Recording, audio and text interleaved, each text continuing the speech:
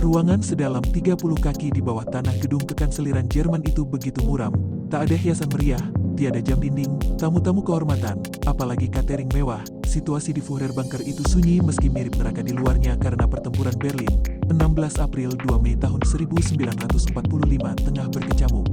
Entah tanggal 28 April malam atau tanggal 29 April dini hari, Adolf Hitler dan Eva Braun menanti dengan sabar kedatangan seseorang pejabat yang bakal mempersatukan mereka secara resmi. Hitler berbusana jas formal seperti biasanya, sementara Eva mengenakan gaun taffeta sutra hitam yang membuatnya tetap anggun. Sebagai saksi, hadir Menteri Propaganda Joseph Goebbels dan Ketua Partai Nazi Martin Bormann. Orang yang dinanti, Walter Wagner, akhirnya hadir juga. Ia mesti melalui perjalanan mengerikan untuk mencapai Führerbunker. Bombardir tentara Uni Soviet kian hari kian merangsek ke Führerbunker.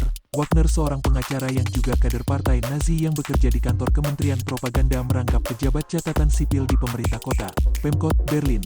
Mengutip sejarawan Ian Sayer dan Douglas Boting dalam Hitler and Woman, The Love Life of Adolf Hitler, kebetulan Wagner satu-satunya orang yang bisa ditemukan di lingkungan Pemkot Berlin. Ia dicari satu grup pasukan pengawal Hitler atas perintah Goebbels, yang mengatur pernikahan itu sebagai bentuk loyalitasnya kepada Hitler. Saat sudah duduk di seberang meja kecil berhadapan dengan Hitler dan Eva, Wagner menjalankan tugasnya sebagai pemimpin upacara sekaligus pejabat pencatatan pernikahan. Setelah dengan singkat memeriksa dokumen keabsahan sejoli sebagai ras Arya murni, Wagner menuntun keduanya memasuki saat yang dinanti, sumpah setia sepasang pengantin. Hitler menjawab, "Ya."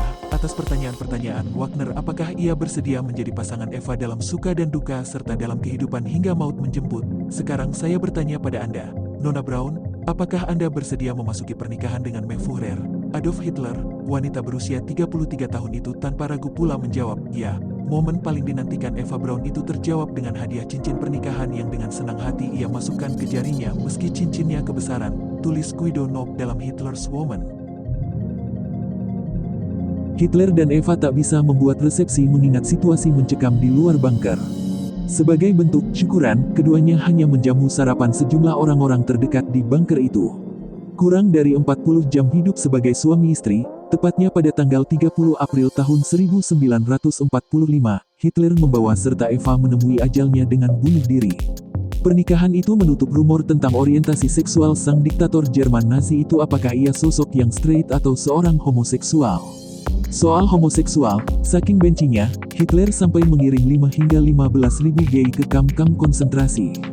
Bahkan salah satu kolega pendiri partai Nazi, Ernst Röhm, turut dieksekusi pada aksi pembersihan Nach der Langen Weser atau Malam Pedang Panjang, 30 Juni 2 Juli tahun 1934. Homoseksualitas adalah wabah yang menular dan berbahaya, cetus Hitler dikutip Richard J. Evans dalam The Third Reich in Power. Eva tentu bukan satu-satunya perempuan yang jatuh ke pelukan Hitler. Ada barisan perempuan lain yang dekat dengan sang Führer, semisal Stefanie Isaac. Gadis berdarah Yahudi asal Austria ini disebut-sebut jadi cinta pertama Hitler saat ia masih remaja. Ada pula Charlotte Lovejoy, yang mengklaim melahirkan putra keturunan Hitler, Jean-Marie Loret. Ada lagi Erna Hansteigel, kakak dari pengusaha yang dekat dengan Hitler, Ernst Hansteigel.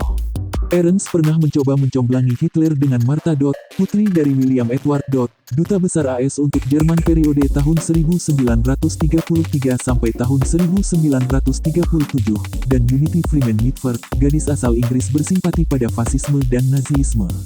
Di awal kekuasaan Hitler, Unity dikenalkan pada Hitler lewat Magda Goebbels, istri Joseph Goebbels.